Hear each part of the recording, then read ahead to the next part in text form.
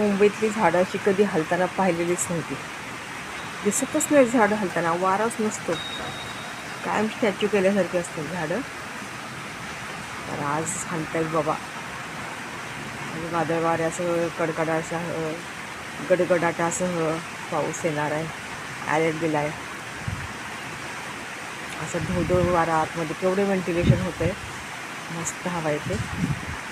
तशी भीती पण वाटते आहे की कंटिन्यू पाऊस चालू आहे, राज्यात सगळीकडे पूर आलेत. एवढे मोठे मोठे टॉवर मुंबईत आहेत, इथली माणसं जरी सेफ असली तरी जे इकडं स्लम एरिया आहे, ज्या 1-2 मजल्याच्याच रूम्स आहेत, त्यांचं कसं होणार. सतत चालू आहे, कंटिन्यू चालू आहे पाऊस, अजिबात थांबलेला नाही. आता जोर जरासा कमी आला आहे, पण सतत चालू आहे.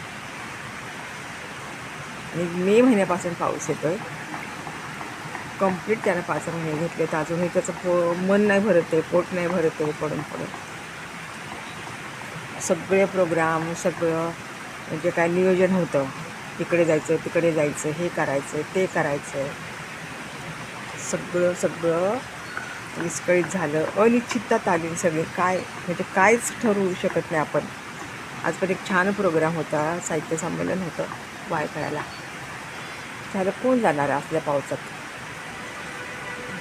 असं होतं आहे, सगळ्या नियोजनावर पाणी टाकते, हा सगळं पाण्यात घालतोय.